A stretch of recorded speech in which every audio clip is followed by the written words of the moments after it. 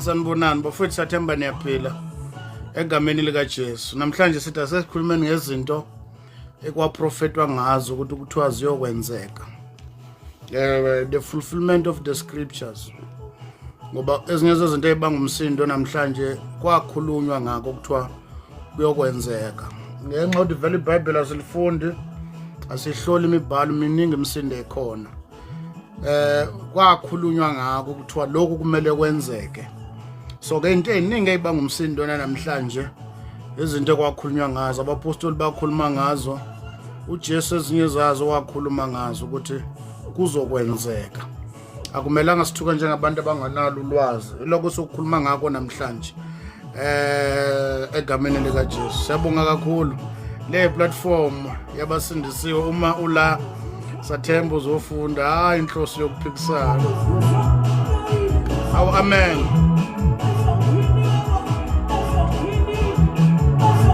Awu Jesu ke murena.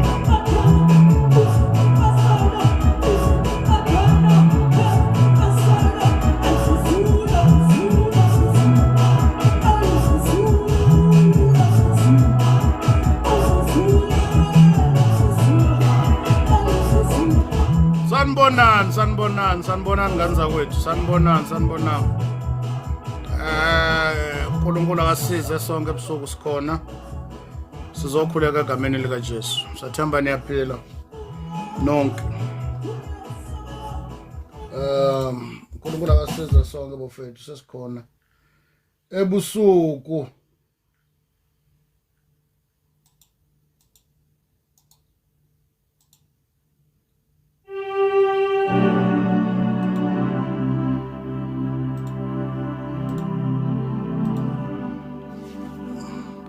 Sanibonani. Be greeted ebusuku egameni lika Jesu. Sanibonani.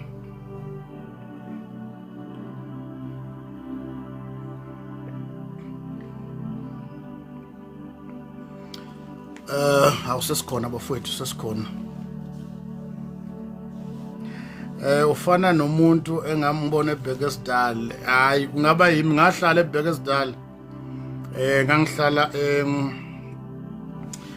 okuthiwa kukuphi le ndawo kodwa bakithi ngale emkhukhwini ngemuva okuthiwa kuseMandela noma ngahlala eBhekesdal impela. Ngihlale kakhulu 2011 2012 ngihlale kakhulu eBhekesdal. Siyanibingelela bafethu eindaweni eningi ngihambile njengoba manje sengizinze eKZN. Siyabonga bazalwane ukuthi sikhona ebusuku sizokhonza. Dumela ngawufele ke lidumelise kalibiso lelihle laMorena Jesu.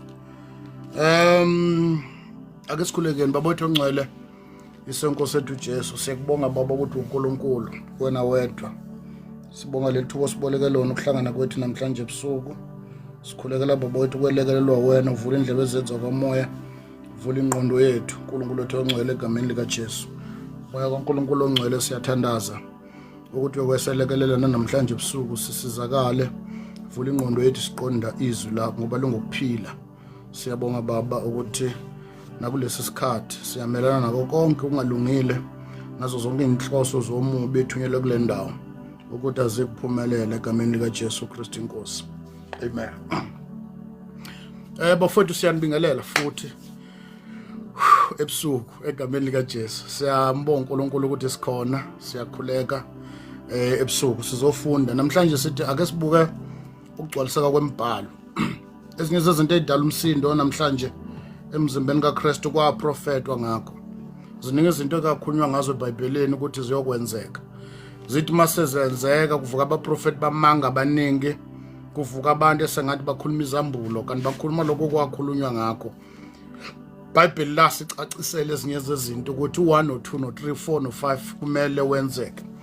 Ngiyacela siye encwadini kaMateyu chapter 24 uverse number 6. Mateyu chapter 24 uverse number 6. Into ezosustain kulezi insuku zethu zanamhlanje nezosicina kulesi sizukulwane ukustika ezweni lakhe, ukustika kuloko uNkulunkulu akusho ngezwi lakhe ngomlomo abaprofeti nangamazwi akhulunywa uKristu Jesu ensukwini zokuphila kwakhe. Matthew chapter 26 24 verse number 6.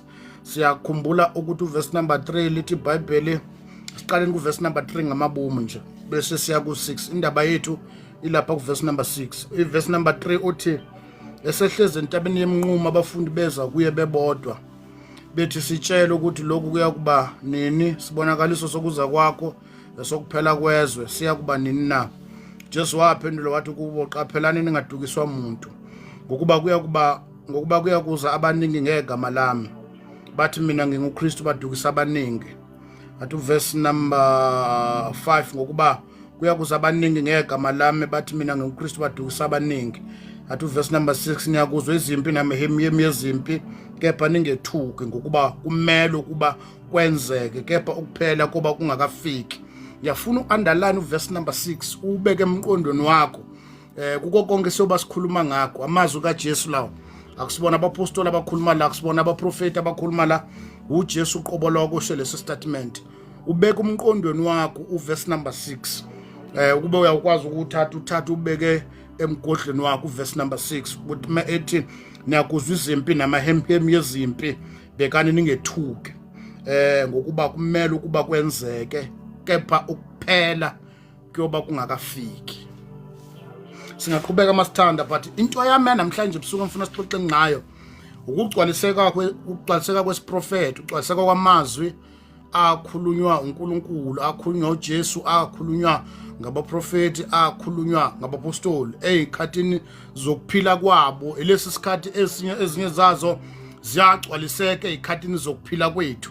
So ke uthi uJesu ezinye zezinto ayikhulumayo ukuthi niyokuzwa izimpi namahemhemi, niyokuzwa indlala endaweni ezahlukahlukene. Uthi uJesu izizwe zofukela ezinye izizwe, umbuso uvukela omunye umbuso, uthando lwabaningi liyophola, abazalwane bayokhaphelana, kuya kuba khona ukuzondana phakathi ebandleni kaKristu. Ibandla lakaKristu liyozingelwa ey'ndaweni ezehlukahlukene. But ngithanda verse number 6 uthi ningethuki. Yabona ke, ningethuki uma kwenzeka, uma sebevelile abaprofeti bamanga beqhamuke ngemibono namaphupho, ningathuswa yilokho.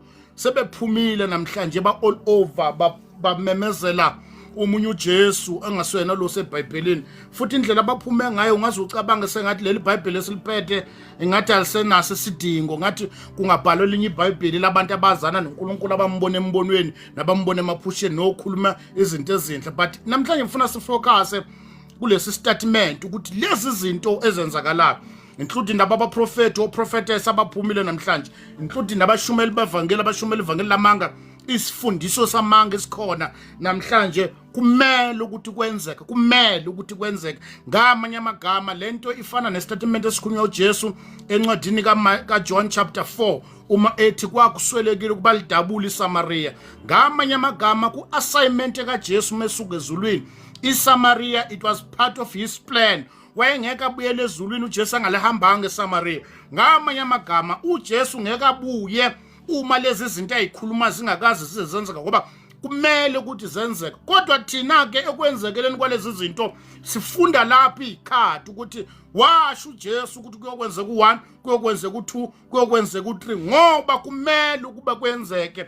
Kudingakala abaprofeti bamanga babe khona, kudingakala abefundisi bamanga babe khona, kudingakala abazenzisi babe khona. Siyabadinga nodudula abazovukela ezinye izizwe ukuze kugcwaliseke umbhalo. Siyabafuna abantu abayoshumela intando yakhe, hayi izwi likaNkulunkulu. Siyafuna ukuzizwa izimpi namahemhemi ezimpi ey'ndaweni ezahlukahlukene ukuze kugcwaliseke umbhalo. Uthi verse number 6, ningethuki ngoba kumele ukuthi kwenzeke. Ngamanye amagama uma kungenzakalanga lokhu uJesu akushoyo, isho ukuthi uJesu usekude ukuthi abuye, kumele ukuthi kwenzeke. One of the things ekumele ukuthi yenzeke, lemsinde ikhona ukuthi kuyoba mnyama emhlabeni, lemsinde ikhona ukuthi ilanga liyophenduka igazi. Bafowethu, gijima nami uya kuJoel chapter 2 verse number 31. Joel 2 verse number 31. Udaba lwethu lithi kumele ukuthi kwenzeke, kodwa esitshelwe khona ukuthiwa singethuki.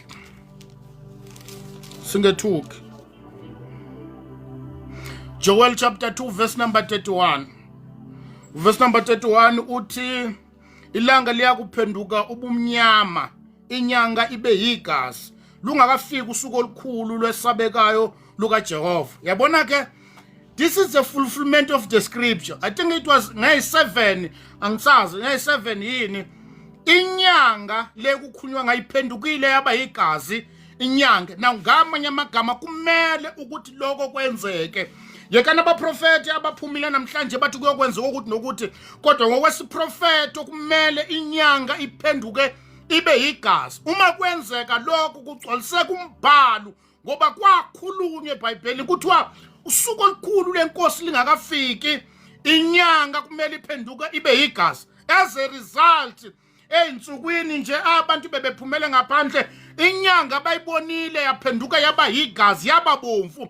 Wagcwaliseka umbhalo waprofeti uJoel eminyakeni eminingi noJesu engakazalwa. Kwagcwaliseka isiprofeti ey'nsukwini zokuphila kwethu, sayibona inyanga iyigazi, ngoba lezi zinto kumele ukuthi zenzeke usuku olukhulu lingakafiki. Okunye sikulindele okumele kwenzeke lapha kuverse number 31, ilanga liyakuphenduka ubumnyama. Yile zinto ey'profetwayo namhlanje kuthiwa kukhona ubumnyama okuyoba khona emhlabeni. For the fact ukuthi kuyoba mnyama, it means kuyoba kumnyama emini.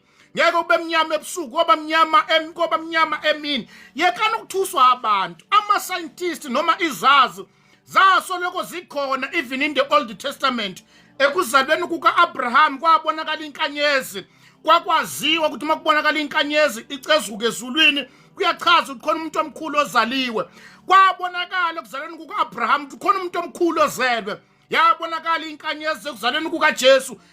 Yabona ama-scientists, yabona izazi zasempumalanga ukuthi le nkanyezi esiyibonile ichaza ukuthi khona ozelwe. Nanamhlanje yiwo ama-scientists ashoyo ukuthi ilanga liyoba mnyama. Babona into right, babekhona before. Futhi bebebona indlela right thina sibuka ngezwe likaNkulunkulu ukuthi lezi zinto ekwakhulunywa ngazo kumele ukuthi zenzeke. Kumele kwenzeke.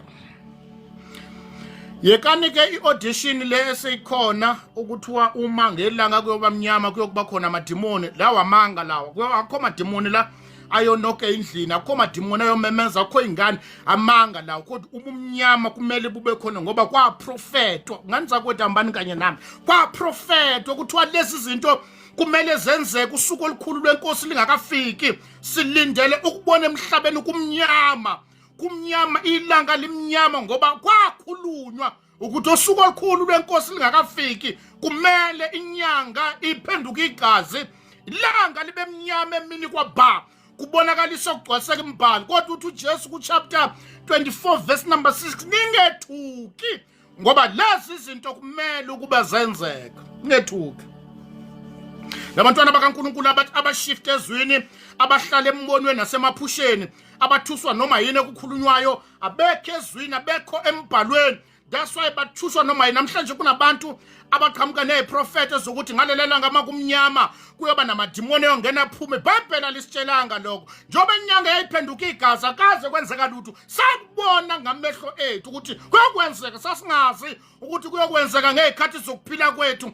Uma sikubona kwenzeka kusho ukuthi imibhalo yagcwaliseka. Kumele ukuthi kwenzeke. Lithi iBhayibheli kuchapter 2 incwadi yezenzo, abazalwane behlele ku-upper room eJerusalem. Lithi iBhayibheli bagcwaliswa ngomoya bonke. Ababekhona ngaleso sikhathi babezwa bakhuluma ngelimi ezahlukahlukene. Lithi iBhayibheli babuza ukuthi nidakwelele kuseni kangaka. Wathi uPetru mesukuma baphendula athi asidakwanga. Kuyinani ohloko manje kuseni. Kodwa lokhu kugcwaliseka akwaprofeti uJoel, umprofeti, chapter 2 verse number 28, ukuthi ey'nsukwini zogcina ngiyothululela umoya wempesi kwenyama yonke. Ngamanye amagama kumele kugcwalisekwa ekwaprofetwayo. Namhlanje siphila esikhathini la khona kugcwaliseka imibhalo uNkulunkulu wakhuluma phambilini ukuthi kuyokwenzeka. Kodwa ningethuki phela kuba kungakafiki. Sanibonani. Kumele ukuthi kwenzeke. Kodwa kuphele kuba kungakafiki ningethuki. Ngicela ukucizelela kulokhu ukuthi akukho madimoni yobendiza ngaleli langa. Awu madoda nayintshebe. Akukho madimoni yobendiza ngaleli langa ebusuku uma kumnyama. Asilazi usuka sinazi isiqiniseko ukuthi kuyokwenzeka umhla ka-23 noma kuyokwenzeka umhla ka-24. Kodwa iyodwa into esiyaziyo ukuthi ngelinye ilanga noma soba sikhona noma soba singasekho ikhona into yokwenzeka emhlabeni la kukhanya kunje kuyophenduka ubumnyama. uNkulunkulu kushile lokho ene kumele kwenzeke ngoba akawaqamba manga kuzokwenzeka. Ningethuki yeka nama voice note ahamba ehlenyuka agcwelela kule ndawo kuthiwa ngalelela ngamaka umnyama kuyogcwena amadimoni ememeza inyanga abafili biBhayibheli lisitshelanga lo kodwa lisitshelile ukuthi inyanga yophenduka igazi sikubonile. Kade ngilele bangifonela bathe nansi lento ngathi mangiphuma ngaphandle ngilunguza ngewindi ngabona inyanga ibomvu ngabuka imbhalo ukuthi yazi agcwaliseka imbhalo ezikhathini zokuphila kwethu. Abona akushila uNkulunkulu kuyokwenzeka akukhulumile ngomlomo wabaprofeti nangomlomo kaJesu nangomlomo wabapostoli kuyokwenzeka. Sabona imibhalo igcwaliseka phambi kwethu siyayibona kuze kuba namhlanje sibona abaprofeti bamanga abaphumile abakhuluma amaphupho nemibono abadukisa abantu bakhuluma umhlanipha nokuqonda kwabo. Sibona imibhalo igcwaliseka phambi kwethu ngoba kumele ukuthi kwenzeke kumele kwenzeke. Maye kuloyo kwenzeka ngaye. Maye kuloyo kwenzeka ngaye. Maye kuloyo kuyokwenzeka ngaye. Maye kuloyo yoqhamuka nalezo zinto oyokugcwalisa emibhalo. Uma umpostoli Paul ku 1 Timothy 2 Timothy chapter 3 sibuka the fulfillment of the scripture ekwaprofetwayo ukuthi lezi zinto kumele zenzeke. Zenzeka ngendlela ezahlukahlukene. Wena ungaze ujabule ubone odudula bedudula abantu bebeshaba bayisale. Ungaze ubona abantu behlaselwa kwamazwe angaphandle ko China bathi abafuna abantu kumele kwenzeka kwaprofeti ukuthi isizwe siyovukela esinye isizwe imibuso yovukela eminye imibuso kumele kwenzeke. Kodwa nansi into lithi iBhayibheli ningethuki.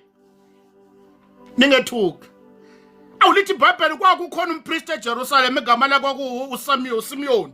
Lithi iBhayibheli moya kaNkulunkulu wawukhulumile kuye ukuthi Simiyoni awuyikufa mehlaka yayibona insindiso ayombona uJesu zala. Lithi iBhayibheli bamletha uJesu eJerusalem azobusiswa njengosiko lakwaJuda. Lithi iBhayibheli wathi efika kwasho enhlizweni yakhe. Lithi iBhayibheli wathandaza wathi umoya wami noma inceke yakhe ngalala ngokuthula ngoba amehlo ameseyibonile insindiso. Ningethuki we are here.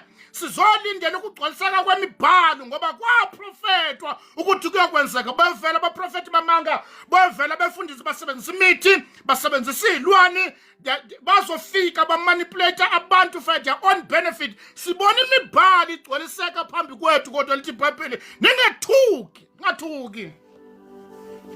Kumele kwenzeka. Sasingazi thina ukuthi eminye imibhalo yofezeka esukulwaneni sethu. Sasingazi sasicabanga ukuthi ezinye zokwenzeka singasekho kodwa siyayibona phambi kwethu. Siyababona befundisi abathumba abantu babathumbele engcebeni yabo. Siyababona befundisi abashumayela ingane kwaNapostoli Paul wakhuluma ngazo. Lesi zinto kumele zenzeke lingakafiki usuku olukhulu lukaJehova.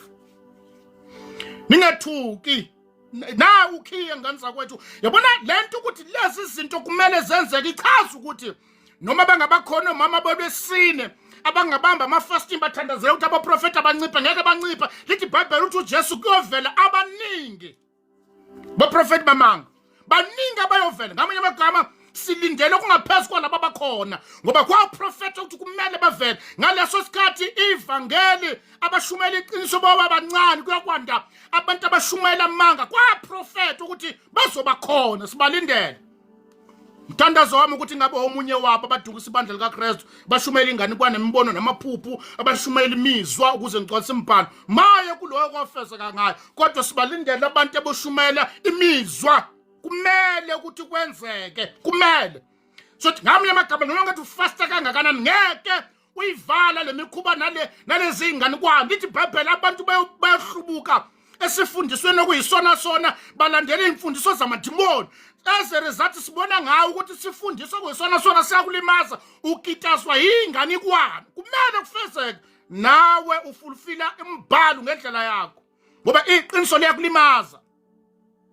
Kwaprofetwa nangawo ukuthi bayovela abantu abafana nawe abalinyazwa yiqiniso abathunukalayo athi labantu bashumela ngami ngibeze bekhuluma ngami. Kwakhulunywa ngawe kuthiwa uma sekufika lezo insuku abantu bayifunela abantu abayokhuluma ukuthandwa yibona. Nawe ufulfila imibhalo ningethuki. Lezi zinto kumele ukuba zenzeke kodwa kuphele kuba kungakafiki. 2 Timothy chapter 3 silindele ukugcwaliseka kwemibhalo. ezinye zaziyo eminye yogcwaliseka singasekho, kodwa siyazi ukuthi lezi zinto kumele zenzeke. Maye kulabo izokwenzeka ngabo, maye kulabo abayovikela iqiniso bazingela ibandla likaNkulunkulu, kodwa lezi zinto kumele zenzeke. Ningethuki, sikulindele ukuthi emhlabeni kuyoba mnyama, sikulindele, kodwa esingakulindelanga ngeke kuze kwenzeke. Lamadimoni okuchazwa ngawo ukuthi ayovela emnyama adla abantu imfundiso zamadimoni. 2 Timothy chapter 3 verse number 1 uthi isihloko lapha sithi abadukisi beyikhathi zokugcina. Bafowethu sondelani duze kwami. Ngiyabona ukuthi siyabafuna noma asibafuni noma sibalindele abadukisi beyikhathi zokugcina, kumele babe khona. Badukisa ngendlela ezahlukahlukene, abanye badukisa ngembhalo, abanye badukisa ngamaphupho abaprofeti, badukisa ngemibono. Njoba bephumile bathe saka bonke abahlala baphethe incwadi, baphethe lona iBhayibheli, bayenza abantu bancike kubo, bangancike ezwini. Ababayisa ezwini, babayisa kubo, bayenza abantu bakholwa yibona bangakholwa yizwi. Kwaprofetwa ngabo ukuthi kuyakuba khona abadukisi beyikhathi zokugcina. We are praying ukuthi singabe abanye balabo bantu kule khathi zethu, kodwa kumele ukuthi kwenzeke. Sibalindele, sisazobabona abadukisi beyikhathi zokugcina. Uthi umpostoli Paul mekhuluma noTimotheo uthi, kepha yazi lokhu ukuthi ezinsukwini zokugcina kuzokuvela izikhathi ezinzima. Ey'nsukwini zokugcina kuyokuvela izikhathi ezinzima. Athi verse number 2 ngokuba abantu baza kuba ngabazithandayo nabathanda imali. Zothi ngamanye amagama ey'khathi lezayo esiphila kuzona, masibuke ebandleni likaKristu siyobona abantu abayithanda bona, abaprioritizer impilo yabo kunoNkulunkulu, abakwaziyo ukulova ekuyokhonzeni uNkulunkulu, baphuma amatrip, abakwaziyo ukuthi impilo yabo ihamba phambili kunenkosi, abangeke basho njengompostoli Paul uthi konke ngakushaya indiva okwakuyinzuzo kimi ngenxa yobukhulu bokumazi uNkulunkulu. Uthi kodwa ke kuyakuba khona abantu abayoyibeka bona kuqala kunoNkulunkulu, abayibona bona ababaluleke kakhulu. Ene wena omunye walabo bantu uyakwazi ukulova uhamba amaphathi ungaye enkozweni, uyakwazi ukungathandazi uncike uhlale kuma TV, uyakwazi ukungathandazi uhamba inganikwana ngoba uyijabulisa wena, umuntu obalulekile wena kunoNkulunkulu, ngoba kumele ukuthi kwenzeke. Lithi iBhayibheli uma iqhubeka uverse number 2 uthi baza kuba ngabazithandayo nabathanda imali. Yabona ke the reason why sinabefundisi, the reason why sinabaprofeti, the reason why sinabantu abahamba bothwala is because bathanda imali. They've got all their strategies yokukhanda imali. Bayenza ama-open air, bayenza ama-home sale, bayenza ama-gathering, bayenza ama-movement, kuyaregister. Their focus ukukhanda imali. Ngoba bethanda imali, bayokhanda ngazo zonke indlela ongayicabanga ngoba silikulindele ukuthi kwenzeke lokho. Moba fonela udinga umthandazo, you have to consult 7,000 ukukhuluma naye. Nathi bakhe basifonela ukuthi ukhuluma nawe malini, sithi kumahhala ukukhuluma nathi, kodwa kuyakuba khona abantu angeke ukhulume naye ngaphandle kwemali. Kuyakuba khona abantu abayithanda imali. Kumele lokhu kwenzeke, kumele kwenzeke, ngeke kungenzeki, kumele kwenzeke, kumele kwenzeke. That's why nomfundisi wakho wenza ama-1-on-1, you must pay. Nabathanda imali, nabazigabisayo, nabangazidlayo, nabahlambalazayo, nabangalaleli abazali. Njengoba namhlanje sibona ingane bengakasilindele into kumele uyi-underline kuyo yonke into engifunda lalela ukuthi lithi iBhayibheli lokhu kumele ukuthi kwenzeke, kumele kwenzeke. Sibalindele abantu bangabalaleli abazali, sibalindele abantu abayithanda bona, kumele kwenzeke. Sibayabona namhlanje abaspenda ama-hour benza ama-makeup, bayenza inzipho, benza ama-extension, i-hour mayifika enkozweni fika late makuhlaba i-hour kukhonzwa, usecikekile ngoba uyithanda yena kunokuthanda uNkulunkulu, uprioritize impilo yakhe kunokukhonza usimakade. Kumele kwenzeke, bayayithanda abantu. Kwala noma umuntu ongcwele ufuna ukusebenza ngaye akakwazi ngoba phela ufake zonke lezi zinto emzimbeni, kumele ayicabangela yena. Kumele kwenzeke. Siphila kulesi sizukulwane esiyithanda zona kunokuthanda uNkulunkulu.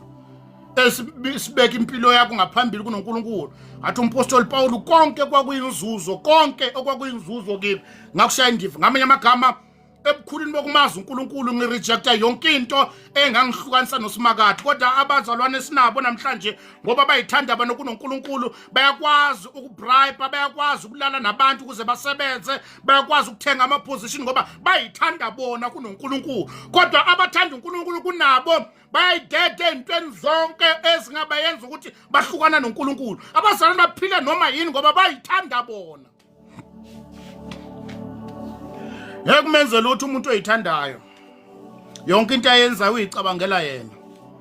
Ubezwa wathi ngenza noma yini, ngenza noma yini Nkosi yami, noNkulunkulu uyabona ngenza noma yini. Ila ubona khona ukuthi lo mzalwane umuntu obalekile kulomhlaba nakulempilo uye, ngoba kubaleke uNkulunkulu wezokwazi ukuthi angeke ngiyenza into ezongihlukanisa noNkulunkulu. Kodwa ibandla lethu lendaswa sinabantwana bakaNkulunkulu osisibethe abasindisiwe bangashada noma nobane ngoba bayithanda bona ukuyibona basemshadweni. Akunandaba ukuthi bamanipulate umthetho kaNkulunkulu as long as izinto zihambe ngendlela yabo. Obuthi bethi balala noma ubani babanikeza noma yini bayenza noma kanjani ngoba bayithanda bona. Izwi lathi akukuhle indoda ihlale yodwa kodwa sinabafowethu abayihlalela bebhizi balala namantombazana ngoba what is more important yibo bayithanda bona. Uyena oshoyo ukuthi yoshadane mhla kungakuzingaki noma uNkulunkulu athenza u1 or 2 mangafunanga yena ngeke kuze kwenzeke. Kuyokuba khona isikhathi la khona soba nabantu abayithanda bona kunokuthanda uNkulunkulu.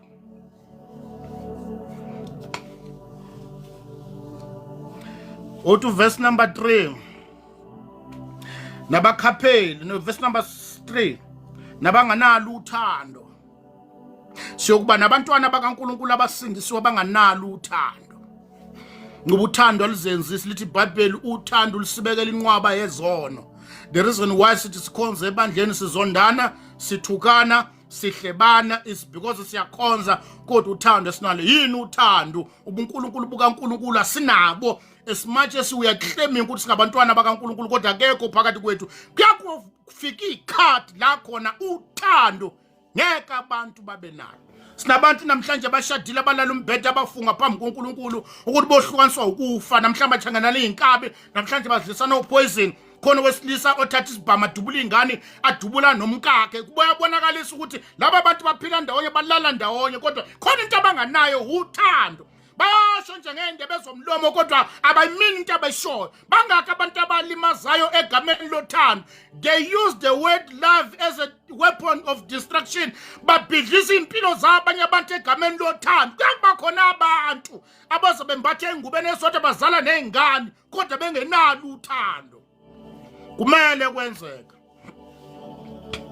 Siyaqala thina umuntu approach umuntu athi uyamthanda abe umlobola abuye mfaka ucelemba. Kufezeka imibhalo ukuthi kunabantu abayophila kulesi sikhathi bengenalo uthando. Kumele kwenzeke sibalindele sibabone. Sibabonile thina abantu besifazana ovuma insizwa ashade naye engayithandi ethanda imali yayo ngoba vele enganayo. Uyomswa ngelinye ilanga athi honest speaking lo bhuti ankaze ngimthande. Ufeza imibhalo ukuthi kuyokuba khona abantu abangeke babe nalo uthando. Khona abanganalo, khona into abangayazi ukuthi yini uthando. Kumele kwenzeke sibabonile. Ethi shada nomuntu emshiya endlini hamba ayolala namanye amadoda emahotela, ayolala namanye amadoda emateksini, emahlathini enomyeni ngoba akanalo uthando. Kumele kwenzeke lezi zinto zenzeke ebandleni kaKristu. Lezi zinto zenziwa abefundisi abaholi umhlambi kodwa banganalo uthando lwawo. Abazi nokuthi balala kuphi, abazi nokuthi badlani, abazi noma basebenza phi, abazi nempilo yabo ukuthi kuhamba phi kodwa bayibiza ukuthi bangabelusi kodwa abenganalo uthando. Ethi my profeta kwaIsrael umprofeti uthi laba bantu laba banendaba nalezi izimfu ezikhuluphela kodwa ezilimela banandaba nazo ngoba siyakuba nabo abelusi ezikhathini zokugcina abangeke bebe nalo uthando lwezimvu kodwa bebe nendaba emali. Yakuba khona ensukwini zokugcina sibabonile befundisi thina sikhonza nabo basazi hlalaphi. Abanye bethu abawazi namagama ethu into abayaziyo ngathi okweshumi nama envelope. Abanalo uthando lwethu, abakwazi nokusifonela babuza impilo, abakwazi ukuthi sihlalaphi, abazi nokuthi wobani amagama, abasazi nesimo sasekhaya, abazi lutho ngathi into abazi ngathi ukuthi siyavela yini ezincwadini eziyemnikelweni. Kuyokuba khona abantu ey'nsukwini zokugcina abayophelela into okuthiwa uthando. womunye wabo. Kunosisi enikhonza nawo mazi uhlalapha. Kunosisi okhonza nani mazi usurvive kanjani. Kunosisi enikhonza naye ningamazi ukuhlala nobani. Njalo ufaka isikete esisodwa ngoba vela nothanda unalo nomoya wokuhlola una awukwazi nokusensa angikublame ugcwaliseke mbhalo awukwazi nokuthi lento le uzothuka mhla ikhulu omunye umuntu uthawu kodwa ngempela lento ngangayibona ngani mina ukulomzalwane ngempela uyaswela ubona lapho ukuthi something is not right ngami ngoba ngikwazi uhlala nolomzalwane isikhathi esingaka but I didn't notice kulomzalwane isikhathi esodwa I didn't notice lomzalwane ukuthi akasebenzi I didn't notice lomzalwane uhlala kude kodwa uhamba ngeenyawo kumele kwenzeke ukuthi kokuba khona abantwana bakaNkulunkulu abaphila kulezukulwane kodwa banganayo into othiwa uthando abanalo uzwelo ungakhonza nabo uphuma ngesonto yophuza amanzi efrijini ukhona iaphula uthandaza nabantu abakhuluma ngelimi abathi rondo rama acha banana anani lo moya abakhuluma ngawo ungabatshela ukuthi ulambile why abanalo uthando kumele ukuthi kwenzeke kumele ukuthi kwenzeke baprofeta ngakho ukuthi kumele kwenzeke nabanganalo uthando nabahlebi bahleba abazalwane kumele kwenzeke asimangali thina ukuthi njalo makuphuma inkonzo uthengana namadata ukhuluma ngabazalwane asimangali ugcwalisa imbhalo njalo kuma kuyinkonzo njalo makuphuma enkonzweni umzwile bethini phela lento kade ekhuluma ngayo wekhuluma ukuthi ibandla liyaxoveka ngoba kukhona wena kumele ugcwalise imbhalo asikublame kumele kwenzeke nawe uyawugcwalisa imbhalo kwashiwo ukuthi ebandleni kaKristu insuku zogcina soba nabantu abahlebayo bakhulumela futhi kulezi insuku kuhleba ngisho namadoda unithi nihleni insizwa ngixoxa hamba yokuhleba kumkaka kuhleba ingane zakhe kwashiwo vela ukuthi kumele kwenzeke bekho abantu abahleba njengabazalwane bahleli baphuza amatiya ngamagama abanye abantu kwaprofeta ukuthi kuyoba khona abantu abafana nawo njengoba ukhuluma kangaka ngamagama abanye abantu nobudlelwane benu lobani buqalile bukhona nje ngamagama abanye abantu irelationship yeni yakhela phezu kwesisekelo sakuhleba ngamagama abanye abantu nifuza uyisu usathana kwaprofeta ukuthi kuyokuba khona abahlebi as a result ukhona wena verse number 6:24 uncwadi kaMateyu ningethuki kumele sibe nabo abantu abahlebayo womunye wabo bahleba abantwana bakaNkulunkulu bahleba abazalwane ahleba nje cha Nkosi yami hayi ukuthi ngithanda indaba cha ukuthi niye ngacabanga Nkosi yami benti uyahleba ufuza uyisu umbhaqambili ulimi lwakho njengenyoka ukuhleba ukukhuluma ngomuntu ongekho uyahleba satshelwa ngani ene njengoba ugcwalisa umbhalo nje ubalela ngaphandle kombuso yeke uhamba ukhuluma ngamagama abanye abantu yeke ukhanda ubudlelwane emagameni abanye abantu musukhanda relationship ngamagama abanye abantu musukuthandwa abafundisi ngamagama abanye abantu kwashiwo vele ukuthi kuyakuba khona abahlebi ufakazi bame uwe ningethuki kumele ukuthi kwenzeke njalo kunomntwana kaNkulunkulu ongenemali kunikele kodwa unemali yedata yokuthi akhuluma ngamagama abanye abantu nabahlebi bayahleba abazalwane incekuzi kaNkulunkulu ziyahleba mayihlangana likhuluma ngabanye abazalwane siyahletshwa njengoba sinjasethuki sazi ukuthi kuyakuba khona abantu abohlala bakhuluma ngamagama abantu baphuza amatiye ngamagama abanye abantu budlelwane babo everything that they are building khulumela phezulu kokuhleba nifuza uyisu usathana nabanganalo uthando nabangazithibi nabangamnene sorry silapha nabahlambalazayo kanti sikuphi manje nabazidlayo no verse number 2 ngoba abantu baza kuba ngabazithandayo nabathanda imali nabazigabisayo nabazidlayo nabahlambalazayo nabangalaleli abazali nabangabongiyo nabahlazisayo nabanganalo uthando nabahlebi nabangazithibi self control kuyakuba khona abantu angeke babe nayo self control that's why sabantwana bakaNkulunkulu abasindisiwe ezwa noma usathana emshumayeza ukuthi khuluma ngosibani banayithibe ethi sengiyahleba manje sinabo abantwana bakaNkulunkulu abangakwazi ukuyithiba Sinoba bebeshadile bangakwazi ukuyithiba uma ebona izinqu uyalandela abona isilendo uyasilandela abona umfishane uyamlandela abona umuntu uyamlandela ngoba kukhona intanga nayo kwaprofeta ngayo ukuthi kuyakuba khona abantu angeke bebenayo into okuthiwa self control ukuyithiba ukuyikuza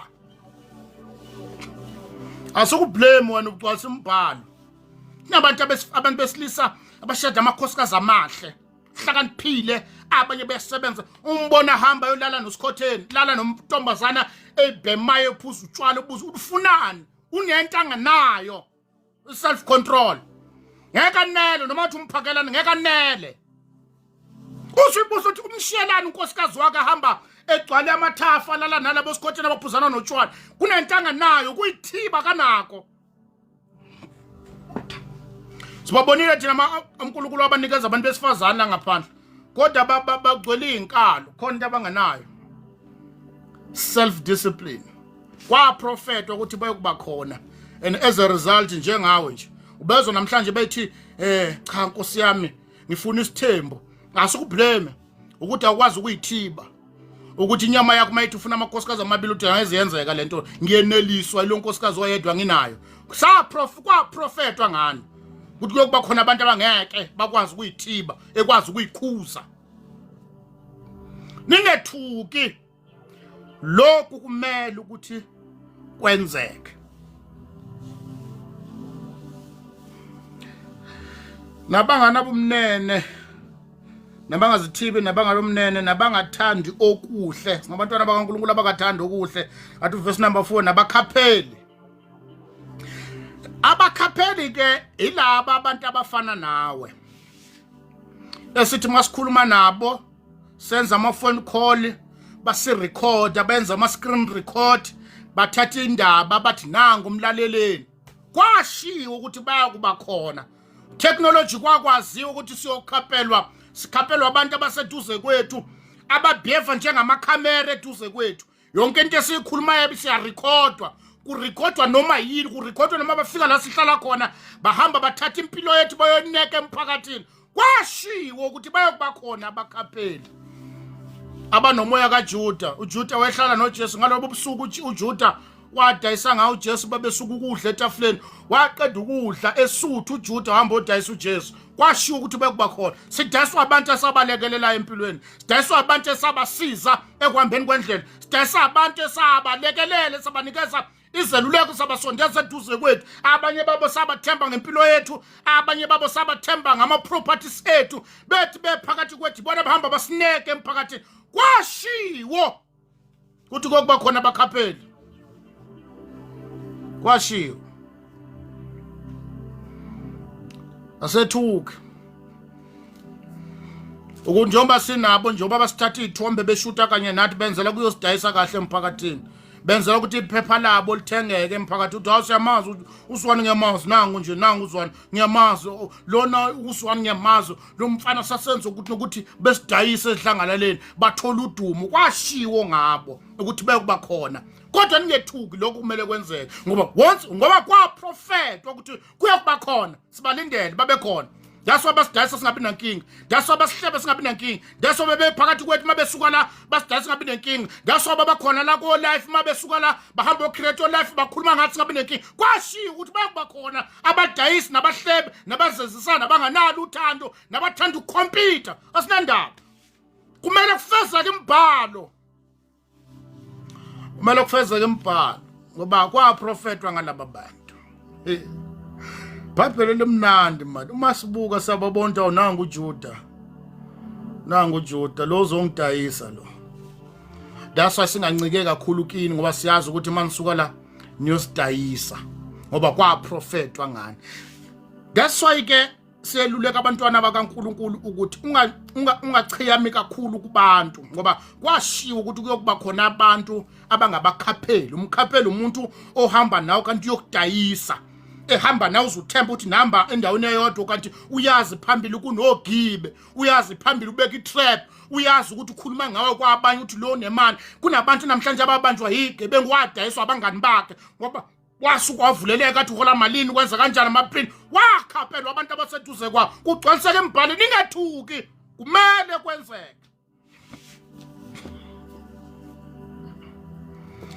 namhlanje nabantu besifazana abelulekana bodwa ukuthi ayiphuma kulomuntu uyakudayisa wenza ukuthi uma uphuma ungena yena ningethuki bafowethu kwaprofetwa ngakho and for the fact ukuthi kwaprofetwa kumele kugcwaliseke kodwa angazi ukhona ungizwa yini kumele kugcwaliseke ngoba uma kwashiya ukuthi kuyokwenzeka angeke ungenze kumele kwenzeke but maye kuloyo kuyokwenzeka ngayo I wonder bangaka abantwana bakaNkuluNkulu abagcwalisa imibhalo ngendlela erongo I wonder bangaka abantwana bakaNkuluNkulu abagcwalisa imibhalo ngendlela eright abayokuma babekezela kuze kube sekugcineni abayome eqinisweni noma ngothwa isikhathi esiphila kuso asivumi kodwa iBhayibheli likuprofetile ukuthi kuyokwenzeka kumele kwenzeke sinabo abakhapheli bayadayisana bazalwane babekana ehlanganeleni bakudayisa emphakathini that's why sinabantu namhlanje abagcwele kuma social media platform bakhaphela abantu abebeshadena babadayisa ehlanganeleni bathola udumo ngokudayisa abantu ngoveza amagama abanye abantu sinabo abakhapheli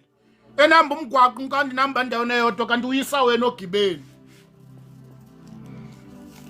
uJesu ke wathola ukhisi wokudayiswa wakhiswa kangathi uyamkhisa kanti uyamdayisa sinabo abantwana bakaNkuluNkulu abanjalo bakhuluma ngathi bathatha ama screen record abanye banezindaba zethu asazi njalo masipostile buthiwa nanga upostile babuka ukuhleka kwethu banaka ukusuza kwethu babuka ukuphefumula kwethu yebadayisi yonke into esikhulumayo ba-update everyone kuba ngathi ama-camera emall kuhamba kwethu kwaziwa yibona bazi noma sikuphi yibona abatshela abantu sinabo abakhapheli sihamba nabo sidla kanye nabo uJuda wephakathi kwabapostoli hamba kanye noJesu kanti i-assignment yakhe kwakudayisa uJesu kwathiwa kuba khona nakithi kuyibhadi makuwena wenza njalo empilweni zabanye abantu kuyibhadi makuwena wenza njalo ephalishin labanye abantu kuyibhadi kuwena okhaphela abanye abantu ukuthi balahlekelwe iphalishi gcwalisa imibhalo kumele kwenzeke kodwa ningathuki kuphela ngoba kungakafiki athi verse number 4 nabakhapheli nabanamawala abantwana bakaNkuluNkulu abanamawala yazi abantwana bakaNkuluNkulu abanamawala baphi yilabo abanomoya kaPetro ukuthanda ukushesha ukukhuluma into engekho yilabo abasindiswa namhlanje kusasa bayafundisa amawala umuzwa kusasa sekhanda isifundiso ufundisa ukuthi hawu kahle mzalwane kahle asisho ukuthi uNkulunkulu kodwa amawala lento wenzayo amawala kuwa kwalabo abantu abanamawala kunzima kakhulu ngoba lento ukuthi usindiswe namhlanje kusasa suyavutha amawala uhamba uselude kabi kuneyintsele la ngaphandle kunemigodi kuneyintaba amawala nje umuntu osindiswe newala umbona newala akazi lento ukuthi ibanga lento ukukhona ihamba ibanga elide kakhulu kubona ukuvutha kwakho uyowa ngesisu njengesiphukupuku iwala khona abazalwana banamawala bagcwele la kuma social media platform banamawala sifundiso saba amawala ukholwa kwabo kunewala umthetho myeke usazoriva sazoqala phansi kahle lo akalazi lo uhambe iwala ngeke usindiswe namhlanje kusasa sewena ukhanda isifundiso khuluma ngokukholwa bazalomdeni bendlela kahle unamawala that's what umpostoli Paul metshela uTimotheo ethi umuntu ekumele abe umbonisa ungabe umuntu osanda kukholwa wayesho njalo because uyazi ukuthi uyofundisa ukuvutha yabona amawala akwenza ukuthatha izinqumo udecide ngezinto uma sowubuye engqondweni uzoyisola ngazo uPetru wenamawala one of amawala kaPetru umuntu onamawala udecide manje angacabangile iwala uthi uPetru utshela uJesu ngelinye ilanga uthi uma bekhuphuka basentabeni iBhayibheli lithi kwavela uMoses noEliya belapha phezu kwentaba ulalela umuntu onewala uthi hawu Nkosi ngendlela kumnandi ngaye kulentaba asiveleni sakhela amadokodo elinye libe yelakho elinye libe lika Eliya elinye libe lika Moses umuntu uPaul uPetru usho lento ekumoya ngoba umuntu owewala ukhuluma ebumnandini udecide ebumnandini labantu abanikela be-excited that's why akumelanga unikele ukumoya kumele unikele usengqondweni because umnikelo uneyinqinamba neyinselela zakhona unganikele ngewala ungabusiseki uvela uvuthe ukhuluma noma yini yiwala ngoba mase ubuye engqondweni uzoyisola ukuthi wakwenzelana uthi uPetru usakhena amadokodo elinye libe yelakho elinye liba lika Eliya elinye liba lika Moses bese umbuzo ukuthi Mala madokodo wachazayo ngoba lapha phela lasibaningi lapha phezukwentaba bebe u3-4 ngoJesu bese labantu ababili akawabala amanye amadokodo wabala walaba abantu bese umbuzo ukuthi mase kufika ikhathi zokulala niyolala laphi ngoba uthi wena amadokodo amela wakhe kube amathathu niyolala umbona ukhuluma lento uPetro ekumoya kunabantu abadecide amawala bathatha inqumo temporary ngenxa yenjabulo yesikhashana baningi abantu abasithembisa izulu nomhlaba athi khululeka ngiyokuba khona empilweni yakho ubona ukuthi udecide ukusukela ebumnandini mase kubuya ku reality iwala liphela ubona ukuthi kade ngangenzani awukahle mina ngeke ngikwazi ukuyenza ungadecide ebumnandinithi iBhayibheli kuyokuba khona abantu abanamawala baningabi unamzalwane mina wayenewala kabi wangisukela nje wathi kimi athi ngithule athi ngidlula kulokho athi ngidlule athi ngidlula kulokho uthi verse number 4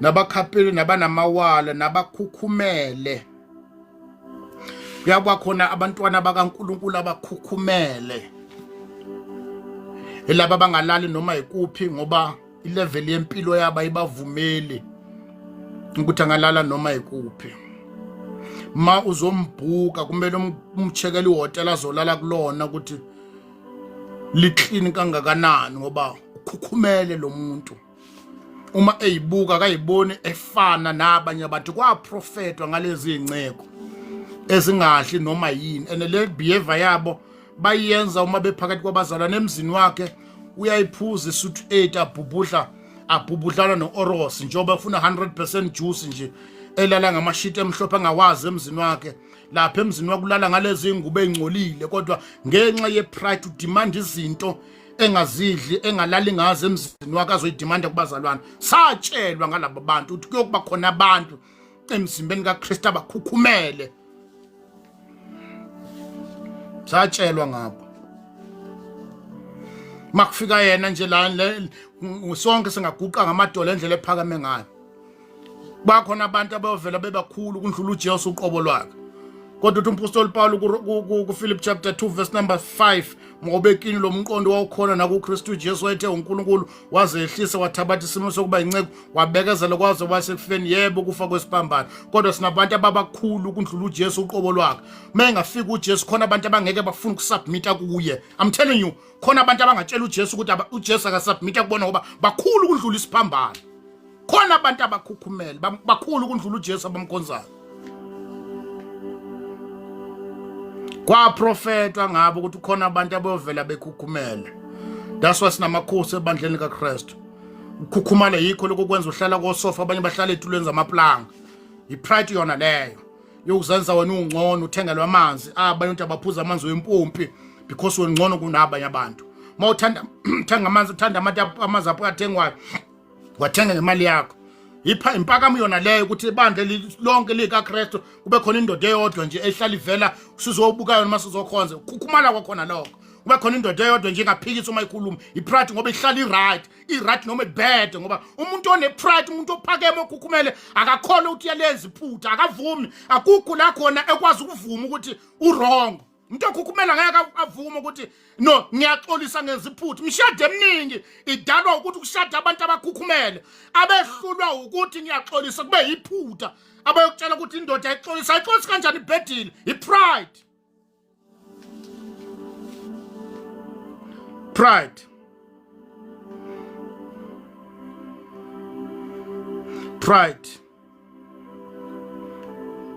uNkulunkulu omusa senzele umusa ensukwini zokuphila kuyokuba khona abantu abakhukhumela kuyokuba khona abantu abakhukhumela ubona ukuthi lo sisi into yamshaya kulwa mshado washawa ukuthi ethi umyeni wakhe ngiyaxolisa ngeziphutha bese ipride ithi ungayenzi lento uzokujwayela kabi phela umshado phela sokuthi khona umuntu oyedwa nje wahlulwa ukuthi I'm sorry iBhayibheli lami lithi uJesu wazehlisa phakami kwenza ukuthi ugolozela ukusizwa kunabantu namhlanje ngeke basizakala ngoba ipride ithi ungavumi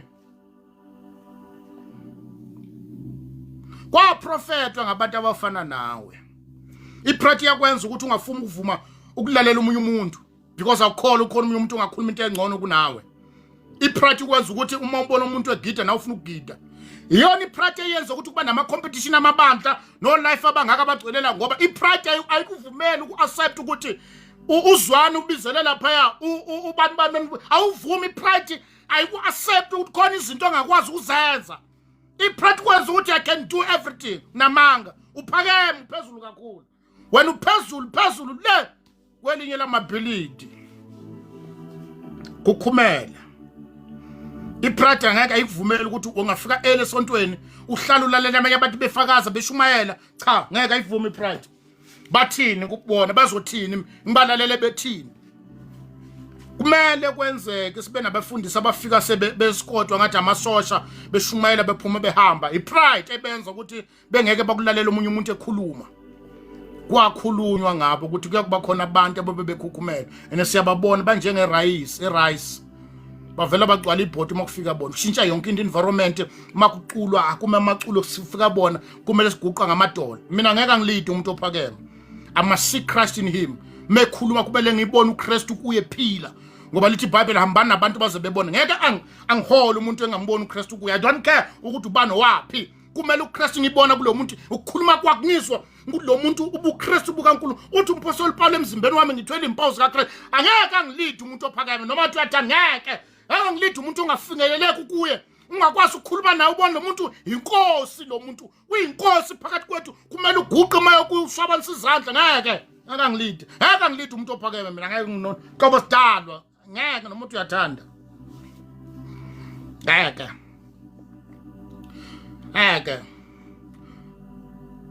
manihamba naye ke ningamana nilambe nonke nizogazatela imali yokudla ke kudle yena ke nina nicathala. Ngeke mina ngeke ngilide umuntu ophakeme. Inhlobo sidalwa ngeke ngilide. Umuntu ophakeme utshala imbewu embi. Utshala imbewu embi umuntu ophakeme. Ngisho nokukhuluma kwakhe kunenhlabathi emlonyeni. Sibancane sonke mase kufikela. Sikuba ngenyawo sigida sonke makufikela. Umuntu ophakeme akakwazi ukuthobela imibono yabanye abantu. Uma sonke athi sibhekele nabangane esinabo abaphakeme njalo thina umethi siye eThekwini kumele sonke siye eThekwini ngoba kusho yena. Kodwa uma kwami ngicela ukuthi asendani ngeke avume ngoba angeke akakwazi umuntu ophakeme akakwazi uku-accept imibono yabanye abantu. Amabandla agcwele kangaka nje aqaliswa abantu abaphakeme. Kwaprofetwa ngathi kuthi kuyokuba khona abantu abakhukhumele. Itestic rice. Ngazi noma Caroline noma ukuthi Caroline noma le rice le. Ovele ifake vele igcwale ibhodo. Abantu abakhukhumele. Kuyokuba khona abantu abakhukhumele. Nabathanda injabulo kunokuthanda uNkulunkulu. Ungena lapho ke wena. Nabathanda injabulo kunokuthanda uNkulunkulu. Nguwe impela ngifike kuwe chadada nawe sewuyabona unikhuluma na nguwe impela kwaprofetwa ngawo ukuthi kuyokuba khona abantu abathanda injabulo kunokuthanda uNkulunkulu. That's why sinabatwana bakaNkulunkulu abaspenda 5 hours babukelana nama series nezitori. Makufunda izwi elalela intshumayela ngeke akwazi ngoba uyayithanda injabulo yakhe. Bangaya noma ikuphi maspenda noma imalini ukuthi bayojabula bedudana nabangani babe ethi cha Nkosi yami angifuni ukuthini phela siyasebenza kufuna umunyu ake ijabulisa injabulo yethu usebukhoneni bukaNkulunkulu. Ayikho into engasenza sijabula khona phila kwethu masikuye sifumana ubuthina sithola ubuthina. Nabantu abayithanda bona bathanda injabulo, bathanda ukunconywa, bathanda ukubuka nokuqhwebela izandla. That's why sithola abantwana bakaNkulunkulu ba all over badlala umaskandi badlala yonke lento ngoba bayithanda injabulo kunokuthanda uNkulunkulu. Ba all in one double impact bafica yonke indawo bathanda injabulo kunokuthanda uNkulunkulu. Abathanda uNkulunkulu badela konke noma kumnandi kangakanani. Bafetha ke sikhuluma iqiniso sokuKristu ingoba zosezweni zimnandi. Ulukuzana umaskandi umnandi endlela oxakile ubabona sibasha izandla umnandi kodwa manje siya-ignore injabulo yesezweni siyayidala injabulo yethu siyidalela ngapha ngoba asiyithandi injabulo kunoNkulunkulu. Abathanda injabulo kunoNkulunkulu babona sebekhona benza noma yini. Kuyakuba khona abantu abayothanda injabulo bayayithanda injabulo abantu kunokuthanda uNkulunkulu. The reason why sinosisi bethu abagqoka noma kanjani nje baveza amabele, baveza izinqa, baveza amathanga, bathanda injabulo, banconywe esikhathini esiphila kusona kunokuthanda uNkulunkulu. Othanda uNkulunkulu noma ngathi izinto zinhle kangakanani, zithandeka kangakanani ngoba uthando enalo ngoNkulunkulu uyaziba izinto ayithandayo. Uthi umpostoli Paul konke kwakuyinzuzo, shothi konke kwakuthandwa yimi, konke ngangibenefita kukho. Mhla uKristu ambulwe kithi ngakukhohlwa. Ngakhohlwa izinto ezayibalekile empilweni yami. Ngakhohlwa ukuthi ngithanda ini, ngibukeka kangakanani ngenxa yokuthanda uKristu. Kodwa kunabantu abazibayo batholakala everywhere. Hambe bafica komaskandi bagcwele abazalwane balapha bekholwa bona baPaul bakuzo zonke lemsindi bayithanda injabulo kunokuthanda uNkulunkulu. Athi umpostoli Paul ku Romans chapter 12 bazalwane ningalingi isilelizwe emkhubeni yalo kodwa iguqula ingqondweni yenzwe ebeyintsha ukuze nikwazi ukuhlolisisa kwintando kaNkulunkulu. Athi uJohane othanda izwe nezinto ezikhona ezweni uyisitha senkosi ebuyayo. Kuba khona abantu abayothanda izwe kunokuthanda uNkulunkulu, bathanda injabulo. That's why bagqoka noma kanjani, bakhulwa noma kanjani, bafica noma ikuphi, bahamba ngosystem yasezweni, bezo bekholwa bakhuluma ngama type, bezo bekholwa bekhuluma ngama level ukuthi mina no guys I cannot just marry anyone. That's why sibabona benza ama challenge ukuthi usindiswe kodwa kana moto cha Nkosi yami ngeke ngilunge usindiswe, bayalithanda izwe bakopela kulo.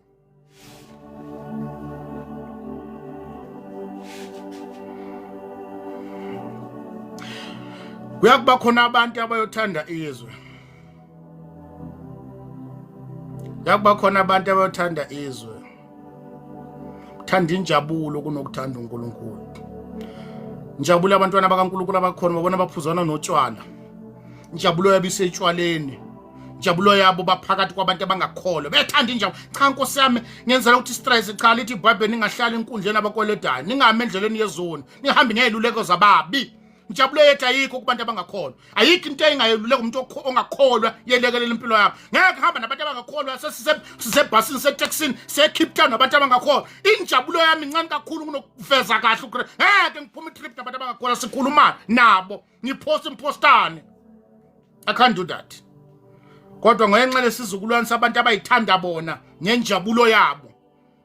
Baphosta bakuphi omunye uphethe utshwaleni uphethe uthi cha bayaphuza bona mina ngeke asikwazi ukuvela esithombeni sodwa mina nawe uphethe utshwala mina ngiphethe udrink. I can't.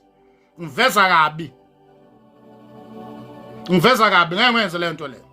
Kodwa ngoba abantu bayayithanda injabulo, ha cha uyena propose mina ngendawo unyangena. 1 Corinthians chapter 15:33 utshwala nabantu ababi konakalisa ukuyiphathe kuhle. Ngeke kube umngani wami ungakholwa ungisixoxana mina nawe ngize ngiphuma itrip ngiswambeke eCape Town ngihamba neqhuya abantu abangakholwa abangani bami ngenxa yenjabulo. I will never do that because la bethu bayakwenza lokho. Hamba neqhuya ngeke umkhuse. Cha phela amakholwa kusebenza nawe mangenze nje ngenze njani. No asikwazi uhambe bangeli ngaka bafethu ningakholwa kuningi engizobuya ngilahleke kukona. Kodwa ngoba sinabantwana bakaNkulunkulu abathanda injabulo kunokuthanda uNkulunkulu, baya noma ikuphi benza noma yini baphila noma kanjani ngoba kwaprofetwa ngabo. Uchapter 26 verse number 6, chapter 24 verse number 6 incwadi kaMateyu, ningethuki kumele ukuthi kwenzeke. Satshela ukuthi bayokuba khona abantu abafana nawe. Sinomama namhlanje abashade namadoda ashiya ingane zakhe nobaba soloku ehlenywa ngoba uthanda injabulo, umuntu wabangani. Ningethuki. Lokhu kumele ukuthi kwenzeke. Sifunda u2 Timotheo bafowethu abangena sifunde uMateyu chapter 24 from verse number 6. Siku2 Timotheo chapter 3 manje sifunda uverse number 4. Athi verse number 4 nabakhapele nabanamawala nabakhukhumele nabathanda injabulo kunokuthanda uNkulunkulu. Ngiyawuthanda uverse number 5 wakhona uthi nabanesimo.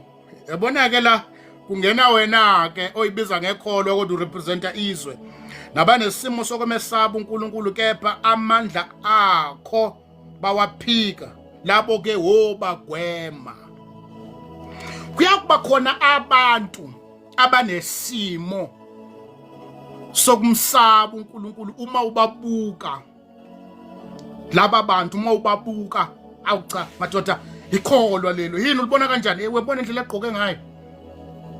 Yo lo muntu lo yangifethu Ngiyabona lo sisi maseshaya uThuphisi wakhe uvela enesimo sokumsaba uNkulunkulu noma sokumkhonza, kodwa iqiniso lithi amandla akhe uyawaphika. Waphika kanjani? Indlela ayiphatha ngayo, akakholelwi ekuthenini uNkulunkulu emkhonzayo ngamnikeza umyeni angahambanga umlanda ngaphandle. Yena isimo sokumsaba nosokumkhonza unaso mayevela. Udidisa abaningi ukuthi uyakholwa, kodwa deep down enhlizweni yakhe akawakholwa amandla akhe. That's why sinabantwana bakaNkulunkulu abaphizana nembiza, abaney'ntambu, abaphuzana nemidolofiya abenzayo, ngoba amandla isimo sona bayavela njengamakholwa, kodwa bamethemba uNkulunkulu ukuthi uNkulunkulu angabenza abazalise bekhulelisa noma baba nabantwana, bayakholwela emidolofiyeni noma bekholwa bayamthanda uNkulunkulu, kodwa amandla akhe abangawakholwa ukuthi unamandla okwenza konke. Ilokho abangakukholwa lokho, abakholelwa kulokho. Abakholelwa kulokho. That's why siya noma ikuphi, senza noma kanjani, siphila noma kanjani. Uma bathi asidize emsebenzini siyadiza ngoba asikholelwa ukuthi uNkulunkulu angasinikeza umsebenzi. Uma sivela kubantu, sivela nje nesimo sokusaba uNkulunkulu, sokumkhonza. Isimo indlela uvela ngayo abantu uma bekubuka, but deep down your heart you know ukuthi the source of your life akusena uJesu. Awumthembanga ngalendlela ukuthi angakuphilisa. Khona izinto obuye uchiyame kuzo. iBhayibheli lithi kuyakuba khona abantu abanjalo abaye nesimo bavela bafaka oThuphisi, kodwa isosi yamandla okushumayela kwabo akusona amandla kaNkulunkulu. Khona babuya beyoguqa ezinyangeni, babuya beyoguqa kubathandazi, bayamthanda uNkulunkulu impela masibabuka, kodwa ingane zabo bayilanda kubathandazi. Abakholela ukuthi izimpi zasemsebenzini bangalwelwa uNkulunkulu masibabuka. Abantu bayakholwa kodwa abahambi inyanga babuya ngokuzolala. Qiniso wena umethemba uNkulunkulu ngokwanele, amandla akhe hayi awakholwa, kodwa indlela uvela ngayo uma ufaka oThuphisi uyathembisa, kodwa ukholelwa kuNkulunkulu, amandla akhe awakholwa. Uthi umpostoli Paul mfuna ukumazena namandla okuvuka kwakhe kwabafileyo. Amfuna ukwazi uJesu kuphela unamandla akhe ongadinga ukulekelelwa, namandla okuphilisa, unamandla okukhulula. Khona abantu abanesimo kodwa sokumsaba uNkulunkulu kodwa amandla akhe bawaphika. Asifundeni aliverse 2 Timothy chapter 4 verse number 3. Funa siqedeni bafowethu phela umthandazo wethu ziyakhala. 2 Timothy chapter 4 verse number 3 mfuna shesheni siqede. 2 Timothy chapter 4 verse number 3. Uthi umpostoli Paulo kuyakuba khona isikhathi abangaye kuvuma ngaso sifundiso esiphilayo, kepha ngokwezinkanuko zabo bayakuzibuthela befundisi njengokubajwa kwezindlebe zabo, bafulathela izindlebe zabo eqinisweni, baphambukela ezinganikwaneni. Sothi-ke kwaprofetha uJesu, umpostoli Paul waprofetha ukuthi kuyoze isikhathi la khona abantwana bakaNkulunkulu abasindisiwe abayohlubuka esifundisweni okuyisona, bayilandela abefundisi babo abeshumayela izinto ezibuza. Athi cha, mina into engiyithandela uzwana uNkulunkulu akagxeke. Wena uthanda ukholwa ngendlela yakho, uyikhethela indlela yokukhonzwa, uyikhethela indlela yokushunyayelwa. That's why nabantu esibamemayo abadle sibema abantu abazositshela ukuthandana. That's why sibanikeza nezihloko, sicela uzokhuluma ngokuthi ngoba asilindele uNkulunkulu ezokhuluma nathi, sifuna bekhulume esikufunayo.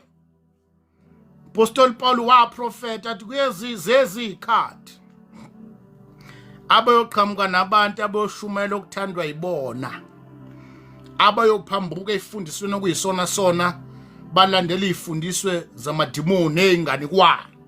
Uwomunye wabo iqiniso lifuna ladlule khona. Uyagitazeka uma bathi bamba ihwanqa, uyagitazeka uma bathi izinto zakho ziyohlangana. Lithi iBhayibheli yolazi iqiniso liyonikhulula. Ngolwimi lweBhayibheli umuntu ukhululwa iqiniso, akakhululwa ukuthi uhlangane nomprofeti noma ngakutshela isibusiso, uma ungamile kahle naye uyobusiseka bese uyolahlwa. Kodwa ngoba kwaprofetha ukuthi kuyokuba khona abantu abafana nawe abakitazwayo, abajabulayo, babuza. That's why ubezwa uma ethi cha uzwana uyangibusisa. Ubona lapho ukuthi akasizakala lo mzalwane. uNkulunkulu akambusisa umuntu, uNkulunkulu uyamsiza. Umekhulu uyasizakala umzalwane akabusiseki. Ngeke uNkulunkulu ekhuluma nathi esibusisa. Laba babusisekayo abasizakale. that's why bahlobo bahamba inkonzo behla benyuka babuya benjani ngoba bakaze basizakala bayabusiseka njani makushunyayela umzalwana akabusiseka uyasizakala obusiseka yilo okushunyelwa into ayithandayo khali inyembezi aphinda abuyele emanyaleni ngoba kushunyayelwa izinto ayifunayo kwasho uKhoneliya etshela uPetro wathi sesilapha phambi kwenkosi ukuzozizwi la kuzolalela kuzoshiwo uNkulunkulu kusho umuntu ongakholwa athi silapha phambi kwaNkulunkulu ukhuluma kanye nathi uselekelele izinsuku zokuhamba kwethu thina sabantwana bakaNkulunkulu ababusisekayo uma uNkulunkulu ekhuluma ubezobe babaza kodwa weNkulunkulu safela endlini uzothi yabona lama dry bone amemeza wasizakali nje lama dry bone ayamemeza nje abanga umsindo kube nekeyboard zwe wodwa weNkulunkulu hawu nakho sizofela endlini bonke abakholwa laba bantu kwaprofetwa ngalesi sizukulwane ukuthi kuyofika nalesi sikhathi uthi uJesu ku chapter 24 verse number 6 incwadi kaMateyu kodwa ningethuki lokhu kumele ukuthi kwenzeke uthi kuphela kuyoba kungakafiki womunye wabo asifunde incwadi kaJuda chapter 1 funa standardizeni bafowethu eke siphumuleni akulalwa kuleli viki akulalwa kuleli viki Juda chapter 1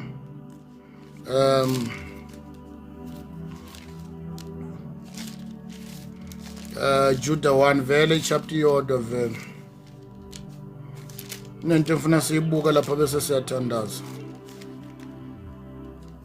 chapter 1 verse number from verse number 3 nento mfuna siyibuka lapha bese siyakhuleka nganiza kwethu sanibonana uNkulunkulu asenzele umusa ensukwini zokuphila kwethu chapter 1 verse number 3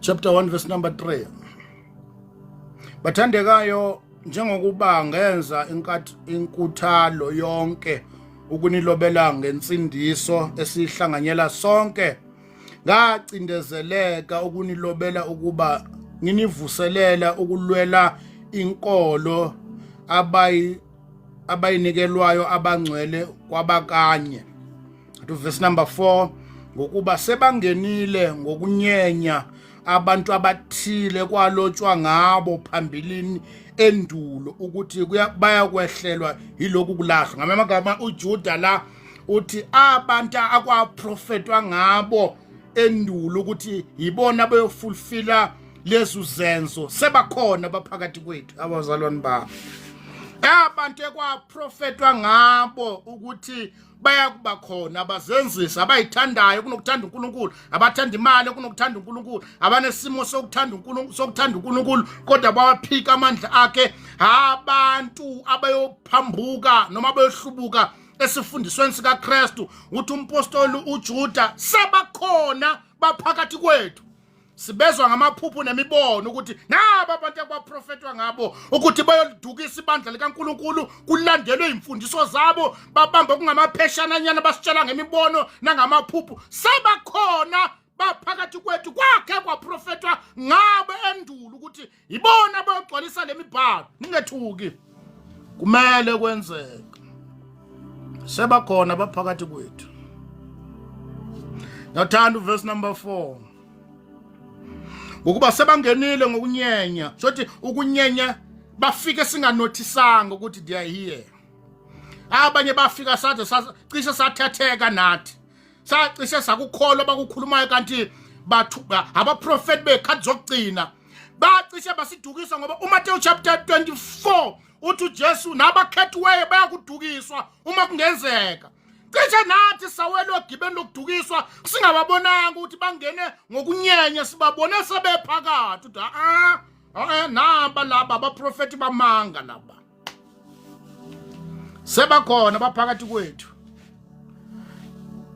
abasusa ibandla likaNkulunkulu kufokaseni kuKristu banake bona bakhona baphakathi kwethu Jude usho njalo lokuthi bangene ngokunyenya sibabonanga ukuthi bafike kanjani kodwa sibabone sebekhona hayibo abanye umuzwe ekhuluma khona wakhe wangena lapha egroupini yethu kaWhatsApp ngamuzwe sebuza ukuthi nikholelwa kuliphi ivangeli legrace noma ivangeli leCult noma ivangeli lo ngaze wayichaze umbuzo wami ukuthi ufike kanjani la wena ungazi ukuthi shumela what kind of gospel yini into akulidela kule group bakhona baphakathi kwethu sibezwa bekhuluma njengale imfanekiso uJesu akhuluma ngawo athi kwakhe ngoba khona indoda kwakhe ngoba khona umshado before bazongena emshadweni babizwa kuthiwa bazothungelwa ingubo kodwa kukhona wadisathi ungabibikho mhla kuthunga ingubo wabonakala sephakathi emcimbini ukuthi hawu kahle mngani ufike kanjani la ungenayo ingubo ngoba abamenyiwe la bafika bazolinganisa ingubo bayigqoka bangena emshadweni wena ungena kanjani baphakathi kwethu bala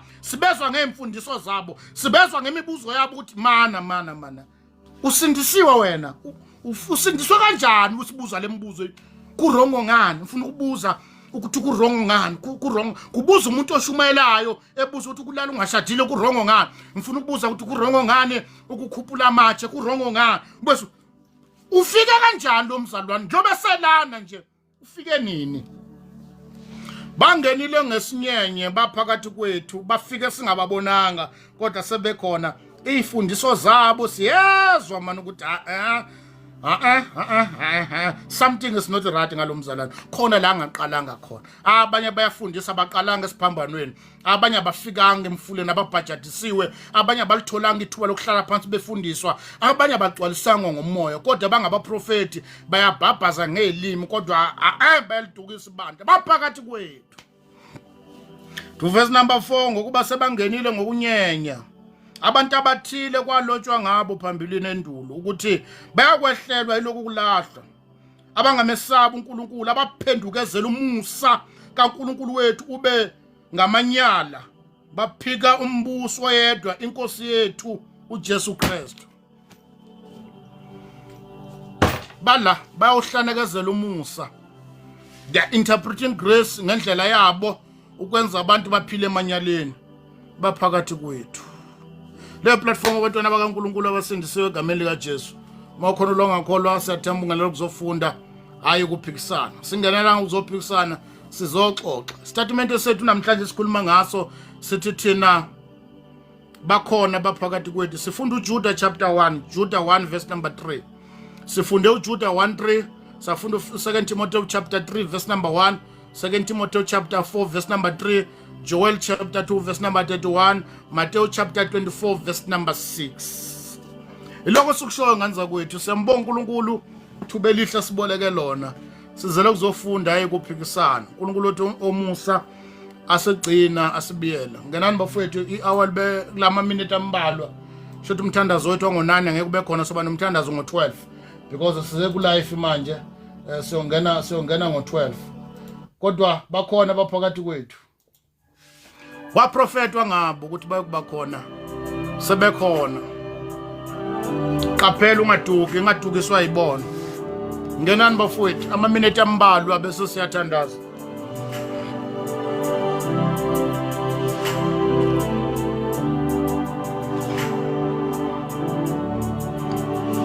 sanibona asifika zuli elongo nalowo Happy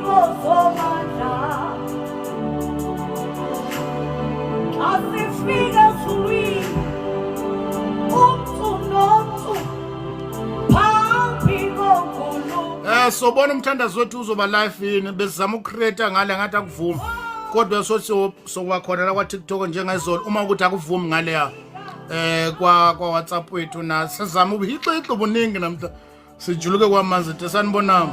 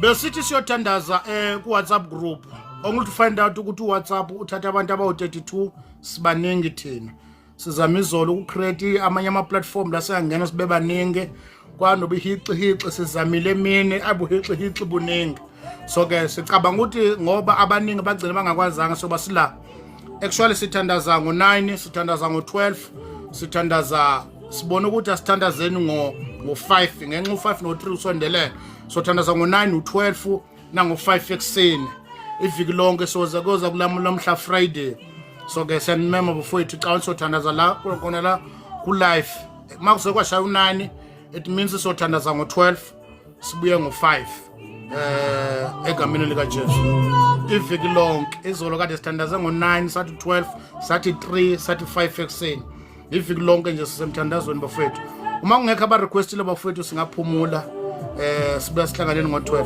u12 wasebusuku siyaphila mashobana omkhulu Siyokhipha incwadi besifika ekhaya awuphambi kosomandla siyokhipha incwadi ayobizwa amagama sanibona awuphambi kosomandla bafowethu ngoba akekho abekho abantwana bakaNkuluNkulu abangenayo asiphumuleni ke bafowethu ukuze sibe semthandazweni bengithi sophusha kuzokushaya u9 asiphumuleni bafowethu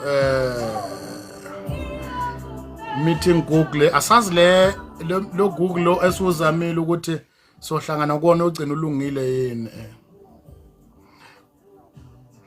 no asikho ekuzileni ukudla semthandazweni umthandazo nje kodwa lo umoya kaNkuluNkulu umholayo siyacela baluza bazile ukudla kodwa asikho ekuzileni ukudla sike sithande asibe semthandazweni iviki lonke kusola namhlanje koza sukela izolo kuyoza kushaya iFriday uma kwenzekile abazali beselo bezame mina sazi noma ugcina kulungile yini lapha from kwakazi Google bani khona lokho nganza kwethu kuyoba njalo uma kungavumanga bafowethu semthandazweni bafowethu iviki lonke sibone kukuhle singagcina sivuthe kakhulu kuvutha kushunyayelwe kodwa singabikho emthandazweni umthandazo uyimpilo yethu sonke njengabantwana bakaNkuluNkulu khona siyazi ukuthi kuphela iviki khona babili abathathu bebefundile kuba basizakele ukuthi impilo yomntwana kaNkuluNkulu incike emthandazweni kuyisifiso sethu ukuthi aliphele iviki sikhona basemthandazweni bafethu siyabonga kakhulu angiyazi ngicela kuzwe kubazalwane ku usisibobo sesigugu banomoya begcina bezizamela labelungisa emini mamkhwanazi uphusa esigugu anisilekeleleni anisekulekeleleni ukuthi gcina kulungile yini lapha einkundleni zokuxhumana makungalunganga bafethu sothi soba la ku live angicela abazalwane siniyaphila Siyaphila baba njani? Siyaphila bamangethe. kukhona kulungile yini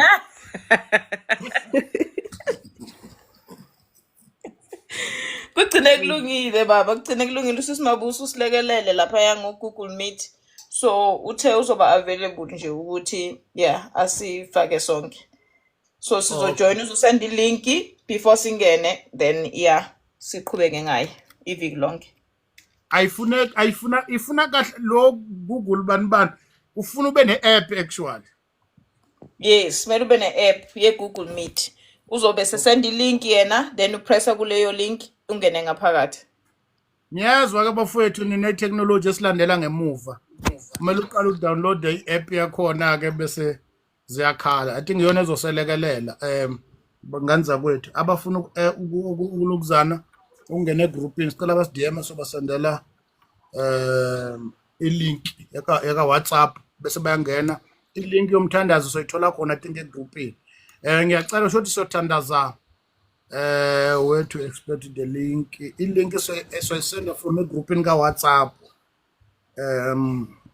yes so send egroupini ka WhatsApp angazi noma kunjalo siyacela sihlanganeni Angazi manje siyokwazi ukungena yini manje ngo9 kodwa masivala it means siyokwazi ukungena ngo9 siphinda sibuya ngo12 ngodwa u3 ngicela siuvaleni sibuyeni ngo5 ekseni ngoba u3 no5 usendelele so angazi kodwa ngicabanga ukuthi siyokwazi manje ukungena ngo9 Yes, but ukwazi still.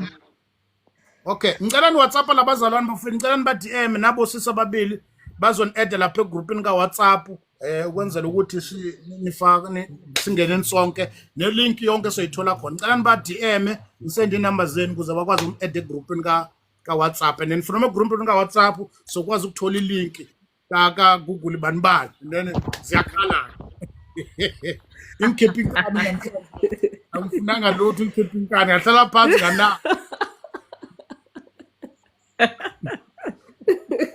Sikhale kakhulu emini baba Mangete. abikabi wabona nje ngase ngabonga ukuthi yabona manje right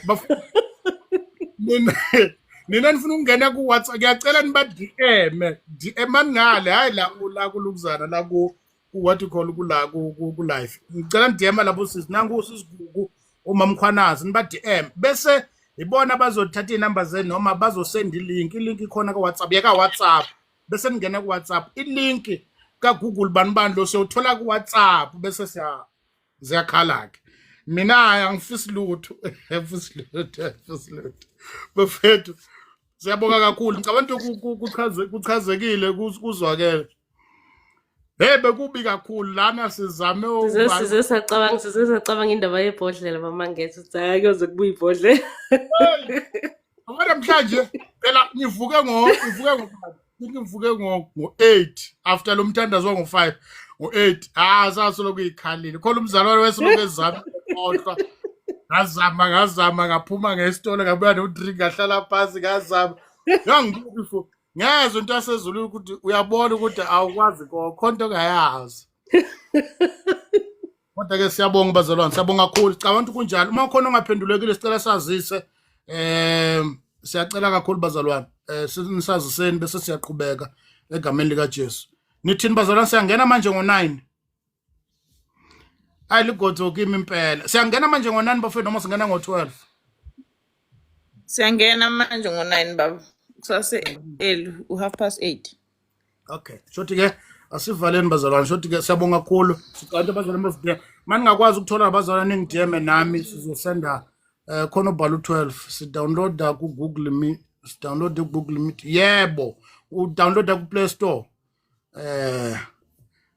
downloada ku Play Store yebo ngo9 okay siyabonga bathi abazalwane singeneni ngo9 siyathandaza ngona asizolalelana umunye uthandaza sizothandaza sonke egameni lika Jesu manake manje iGoogle Meet has a limit of 100 people are we not more than that nakuya zakhala futhi niyakwazi lokho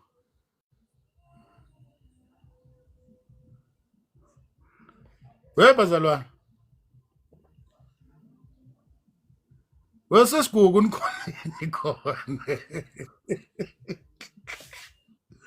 nikhona yini Baba Mangete. Yebo kuthiwa sikhona. Bengekho shoke ngelimit ka Google Meet kodwa ke ngiyacabanga ukuthi hayi asishintshaneni ke kulungile koseza ukuthi usekhulekile useqedile akudedelwane ngoba impela lizoshona ilanga lizophela iviki impela kuloku kunzima. nangomunye uthi akwenziwa izoom at least yona ithi 1000 nganza kwethu mina nje angisafuni lutho nje mina nje i-option yami TikTok angisafuni lutho ngiyacofa yangavuma niyongificela kwa TikTok lokwazi nangomunye ethi wasingasebenzisa uTikTok kodwa ke bafethu sathi siyazama ngale kuyazama kwahixiza abazalwane kodwa bathi yini singasebenzisa uTikTok ngoba sonke kulula asazi bafethu khuluma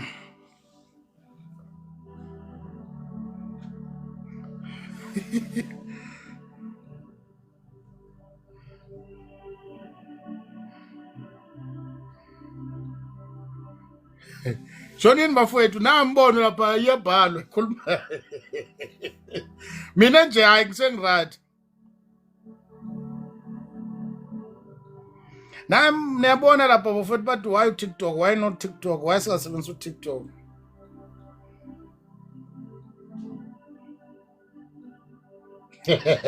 Lathula kade alikho.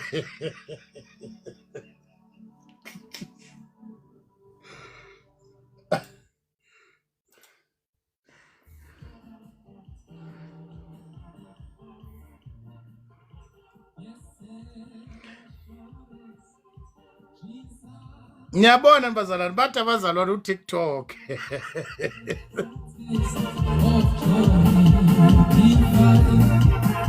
Listen.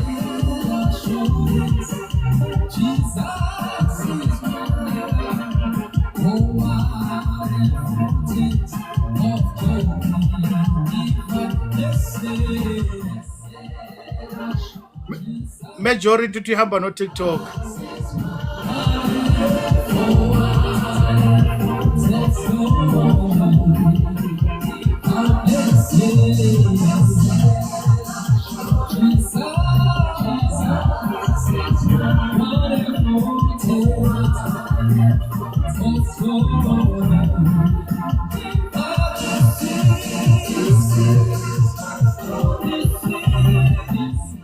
Bazalwane bathi abazalwane bacela uTikTok.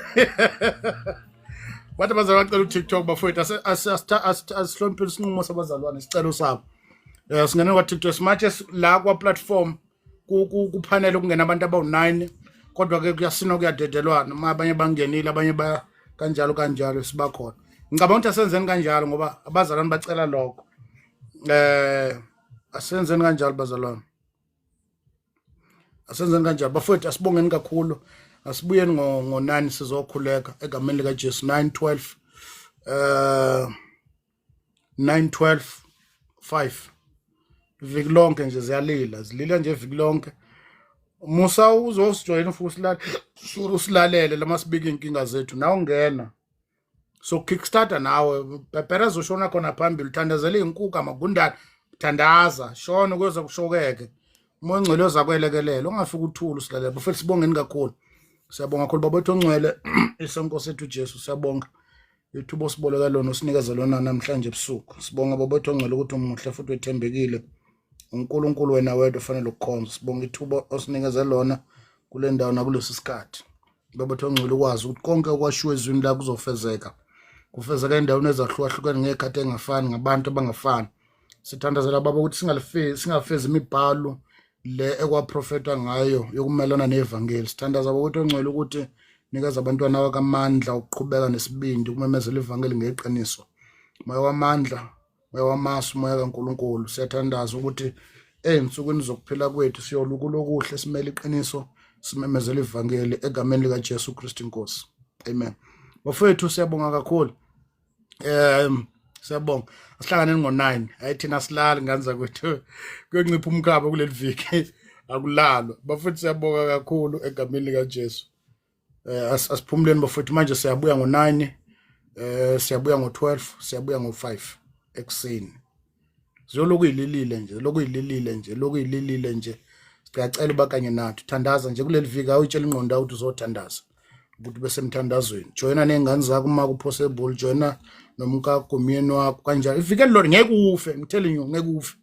Dala ungalalo enihlala otshwaleni. So uzofa manje uma sekumthanda cha Nkosi yami mina ngiyasebenza. Hawu wawuhlala otshwaleni udu wena wawuhlala inyanga yonke. Njalo ubuye otshwaleni ulala ngo5 uvuka. Manje oba sekuyathandaza so uzofa. Awukahle wena. Woza sothandaza. Bafethu sabonga kakhulu. Umlaleni kahle egameni lika Jesu.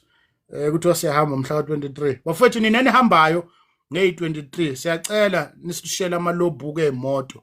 Nisibhalisa kulezi indlu zenu. Nisifake lapho. Siyacela nisibhalisa namalobhuku lapha nibhala amagama ethu kwenza manihamba niushiye lezi zinto thina siyoqhubeka sala driver sishumayela. Please nisibhalise lapho eincwadini lapha nisibeka nje nisifaka njengama beneficiary. Nina nihambayo nina nihamba mhla ka23. Please bafowethu amalobhuku niwabeka obala nibhala amaphini mabeka nje ematafuleni singahlupheki kakhulu ukuze sithola okuyimadlalanyana kumadlaneni ukushithina zoba sibhisi sishumayele. So siyacela bhala namaphini bafowethu niwabeka obala siyacela sisethina soba sakhona ngapha amawili sicela no-update please bafethu updateana amawili sicela nisibhalise sidinga amaveni ushumela ivangeli nina niphethe ama-iPhone siyawadinga siphethe ikorokoro la sibonakali kahle nama-iPhone lawo uyibhala uthi kazwana le iPhone vele uyahamba umhobholo wani hawu mfethu kahleni mfethu asibonane negameli kaJesu siyabonga kakhulu hlane ningonani manje sothandaza manje ngonani egameli kaJesu uNkulunkulu umsanibusise siyabonga